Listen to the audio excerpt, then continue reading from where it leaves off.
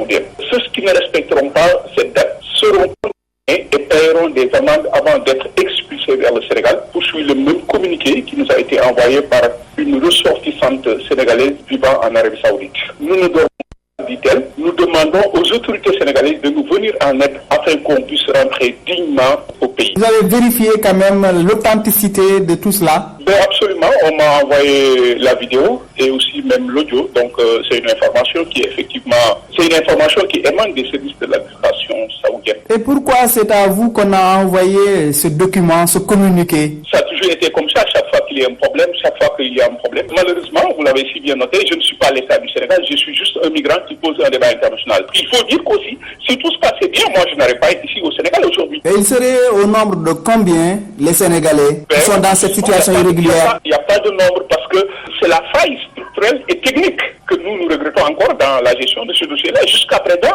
l'État du Sénégal n'a pas pu faire un recensement. Le recensement est exhaustif. Je parle de l'Arabie Saoudite. On ne peut pas vous dire exactement le nombre de Sénégalais. On nous parle des Sénégalais qui sont en situation irrégulière. Il n'y a pas de recensement exhaustif en Arabie Saoudite. Ça, c'est l'État du Sénégal qui devrait répondre à la question. À l'instant, Boubacar Seye, président de l'organisation Migrants Horizon Sans Frontières. 13h passées de 5 minutes, vous suivez les informations sur Radio Sénégal. Horticole dans la zone des Niayes sont en hausse. Plus d'1 million de tonnes de pommes de terre, 230 000 tonnes de carottes et 735 000 tonnes de pommes de terre. Ce sont là donc les rendements horticoles dans la zone des Niayes, des résultats obtenus grâce à l'appui du programme de développement économique des Niayes. Le PADEM, le ministre de l'Agriculture et de l'Équipement rural, a visité ces périmètres maraîchers Khadiyoum. Les productions horticoles boostées dans la zone des Niayes grâce au PADEN. Le programme d'aménagement et de développement économique des Niayes a permis aux producteurs de récolter chaque année plus d'1 million de tonnes d'oignons, 735 000 tonnes de pommes de terre et 238 000 tonnes de carottes. Rien qu'à Kayar, 36 000 tonnes sont produites par les maraîchers. Dr Pape Abdoulaye Seck, ministre de l'Agriculture et de l'Équipement rural. Nous constatons qu'avec le PADEN, les exploitations familiales sont en train de se moderniser, de se bonifier, et cela se traduit dans les faits. Sur l'ensemble des filières maraîchères, on est en mesure de dire que les choses se déroulent très normalement. Malgré l'appui conséquent du PADEN, les producteurs de la zone des Niayes rencontrent néanmoins quelques difficultés, comme le manque de matériel agricole et le déficit de magasins de stockage. Magaï Ndiaye, producteur. Je souhaiterais dans l'avenir avoir un magasin plus grand que ça. Maintenant, ce qui concerne l'agriculture, on souhaiterait vraiment qu'on ait l'électrification au niveau des champs. Parce qu'on utilise beaucoup de carburant, les machines tombent en panne en pleine campagne et ça pose problème. Sauf que vraiment, qu'il y ait des tracteurs. Des préoccupations que le ministre entend résoudre. Les tracteurs subventionnés. Le ministre de l'Agriculture et de l'Équipement rural, en tournée dans la zone des Niayes, a aussi inauguré la chambre forte de Kayar et le siège de l'Ayumen, union maraîchère des Niayes, qui a coûté 35 millions. Radio Thiès, Radio Sénégal. Direction Sédhiou, la déclaration des enfants dès la naissance pose problème. En effet, dans cette zone, 68% des enfants n'ont pas de pièce d'état civil. Pour y mettre un terme, la coopération espagnole appuie la municipalité à la modernisation de son bureau d'état civil, une manière de participer à la promotion des droits des citoyens, nous dit Mamadou Kanté. L'une des questions auxquelles fait face l'administration et ses partenaires dans la région, c'est le non-accès à l'état civil d'une grande partie de la population. En effet, ces citoyens non enregistrés demeurent ainsi privés des droits fondamentaux comme celui de l'accès à l'éducation formelle. 68% des enfants à Sédhiou, dont 70% de filles, ne possèdent pas de pièces d'état civil. C'est justement pour accompagner les efforts de l'État dans ce sens que la coopération espagnole a modernisé les bureaux de l'état civil avec des actions de réhabilitation de ces installations ainsi que des équipements informatiques et la formation de son personnel. Alberto Birea est l'ambassadeur d'Espagne au Sénégal. Ces jeunes, ces nouveaux-nés qui chaque jour deviennent membres de la communauté, notamment à Sédhiou, ils ne sont pas des citoyens, de vrais citoyens avec plénitude de droits s'ils ne sont pas enregistrés. Quand j'ai appris que 70% des jeunes dans le département de Sédhiou n'ont pas d'extrait de naissance, donc qui n'ont pas la possibilité d'accéder à l'éducation secondaire ou de pouvoir voter lors des élections, je me suis rendu compte qu'il manquait ce type d'initiative. La coopération espagnole n'entend pas s'arrêter en si bon chemin car elle compte appuyer les communes de Bounkiling, Samin, Tanaf, Goudomp, Diatakunda et Diendé dans la modernisation de leurs bureaux respectifs et le renforcement de leur personnel. RTS Sédhiou, Mamadou Kanté. Toujours au sud du pays, l'Union nationale des chambres de métiers du Sénégal poursuit sa tournée. Oui, un périple destiné à échanger avec les artisans sur les réformes en cours et les enjeux de l'heure.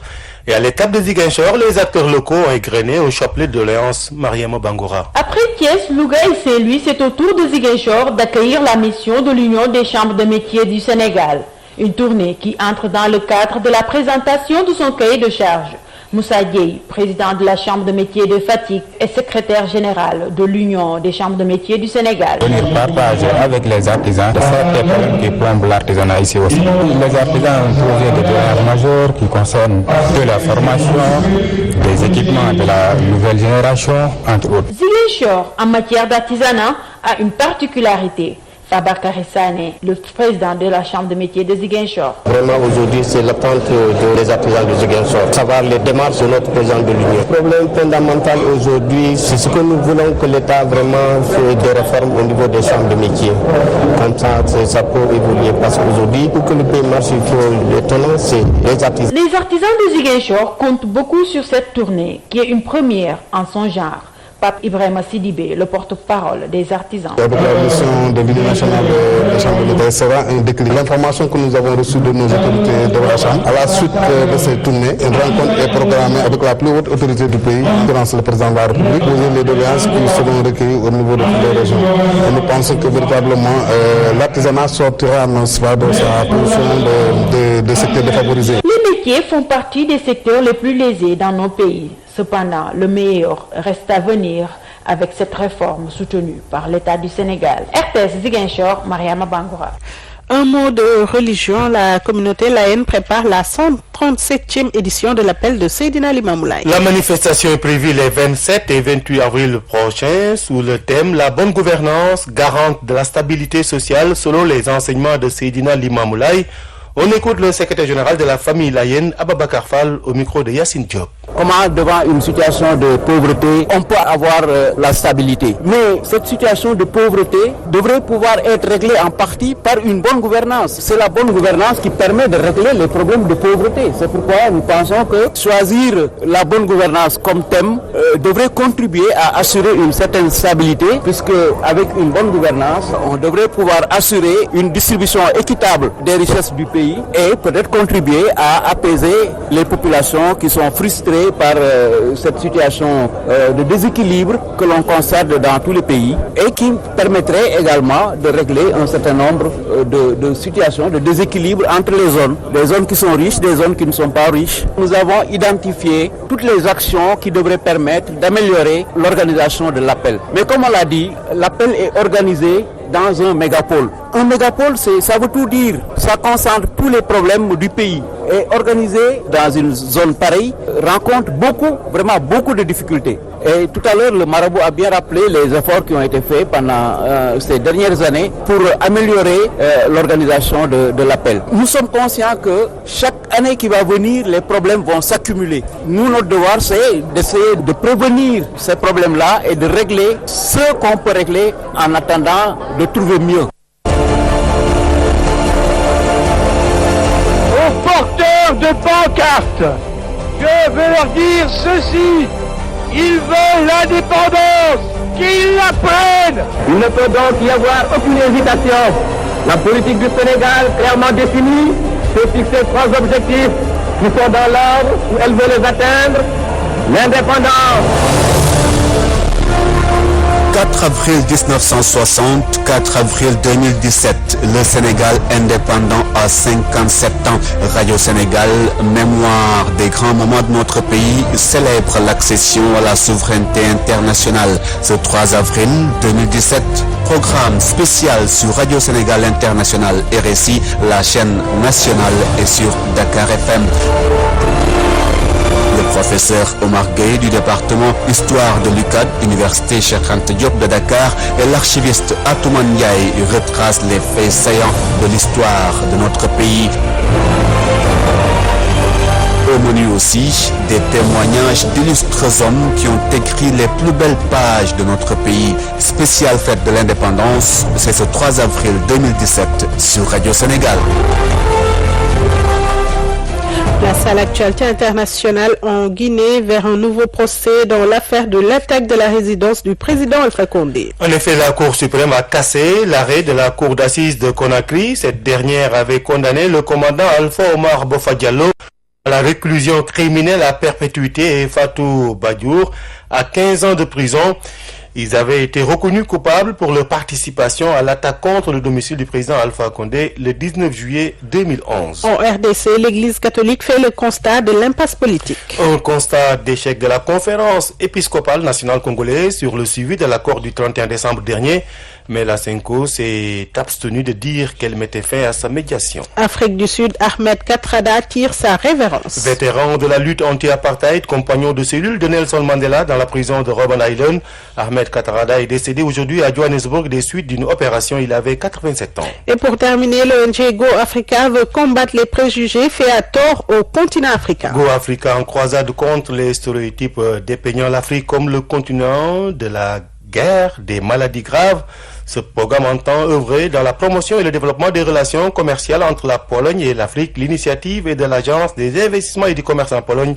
Envoyé spécial à Varsovie, Marianne Senghor. Pour guider les entrepreneurs polonais et se positionner comme un facilitateur sur la direction africaine, le programme Go Africa veut faire disparaître les préjugés qui bloquent certains investisseurs. Déjà en 2000, à la une d'un magazine, on avait décrit l'Afrique comme un continent sans espoir. Seulement, plus de 10 ans après, on note que c'est un continent qui progresse. Alors, la Pologne saute sur l'occasion pour avoir de nouvelles opportunités. Mikhail Grozowski du programme Go Africa. Notre rôle consiste à modifier certains stéréotypes qui sont présents, stéréotypes de l'Afrique en tant que continent de la famine, de la guerre. Certes, sur le continent africain, il y a des endroits où cela est une réalité. Néanmoins, nous percevons l'Afrique plutôt comme un continent jeune, comme un continent de perspectives, d'opportunités. La Pologne importe les mines du Sénégal et exporte des produits alimentaires comme des fruits et des céréales, mais aussi des produits chimiques comme l'engrais. L'un des premiers exportateurs au monde de pommes, deuxième fabricant mondial de yaourt, troisième exportateur mondial de volailles, la Pologne ne veut pas s'arrêter en si bon chemin. Désormais, elle compte développer la présence physique de ses bureaux commerciaux en Afrique pour plus de visibilité. Marianne Senghor depuis Pologne. C'est la fin de la première partie du journal. Un rappel des titres. Liberté provisoire sous contrôle judiciaire pour Bamba Fall et compagnie. La chambre d'accusation du tribunal de Dakar accède à la requête des conseils du maire de Médina. Maître Bamba Sissé, un des avocats, parle d'une décision d'appellement. Et puis ils ont 92 jours pour plier bagages. C'est l'ultimatum des autorités saoudiennes aux résidents sans papier dans le royaume. Pour l'instant, on ignore le nombre de Sénégalais concernés par ces mesures, mais toujours est-il qu'Horizon Sans Frontières appelle le gouvernement sénégalais à assister nos compatriotes à rentrer dignement. Enfin, 68% des enfants de Sédhiou n'ont pas de pièces d'état civil. Et pour inverser cette tendance, la coopération espagnole appuie l'État du Sénégal. Elle a décidé de moderniser le bureau d'état civil de la ville de Sédhiou, la capitale du Pakao. Merci Ibrahima Sadi. Je rappelle que dans la deuxième partie du journal, vous aurez la revue de presse avec Aaron Diouf. Tout de suite, les sports. Radio Sénégal, les sports. L'actualité sportive présentée par Tanda Khania. Tanda, bonjour. Bonjour. C'est une page des sports qui démarre par du football dans la tanière des Lions. Oui, c'est vrai, c'est en France avec le tournoi U24 Nations, les juniors sénégalais qui jouent leur dernier match aujourd'hui contre l'équipe d'Angleterre. L'Angleterre, leader provisoire de ce tournoi, coup d'envoi à 14h30. Les Lionceaux, faut-il le rappeler, avaient fait une deuxième sortie victorieuse face au Portugal, 3-0. C'était très bon pour le moral des hommes de Joseph Koto, mais pour remporter le tournoi dans nos calculs de probabilité, eh bien les Lionceaux devront battre les Anglais d'abord, et comme ils n'ont pas leur destin en main, eh bien ils vont compter sur une défaite portugaise devant la France, et c'est fort probable. Et on passe maintenant au Lion. C'était hier à Charletti, toujours en France. C'est Sénégal-Côte d'Ivoire qui nous a laissé à notre fin un match amical qui n'est pas allé jusqu'à son terme alors qu'il restait 2 minutes à jouer le temps réglementaire. À l'arrivée, un but partout entre Lion et Éléphant. Sadio Mané qui ouvre le score sur penalty à la 67e. L'égalisation ivoirienne à la 70e minute. Un match rythmé qui avait du cœur, beaucoup d'envie, beaucoup de vitesse dans les deux camps. Et puis patatras, les supporters ivoiriens qui gâchent la fête amicale. Les faits divers, ils ont entaché cette rencontre qui a été arrêtée avant la fin des 90 minutes. Toujours au chapitre des matchs amicaux, intéressante rencontre cet après-midi. On commence par le continent africain, l'Égypte qui reçoit le Togo, l'Angola sera opposé à l'Afrique du Sud, le Cameroun qui rencontre la Guinée-Conakry, le Cap-Vert fait face au et le Maroc, la Tunisie, le Nigeria face au Burkina Faso. Ce match a été annulé et donc ce résultat qui nous vient de la Mauritanie, les Maurabitains qui dominent l'équipe du Congo, le score de but à 1. On aura pas mal de matchs amicaux de haut niveau. Oui, et avec un certain France-Espagne à 19h qui va retenir l'attention. Le Portugal joue contre la Suède, les Pays-Bas et l'Italie vont s'affronter. L'Islande se mesure avec l'Irlande, l'Autriche qui accueille la Finlande, la Russie qui joue contre la Belgique, l'Estonie, la Croatie, la Bosnie-Herzégovine qui fait face à l'Albanie.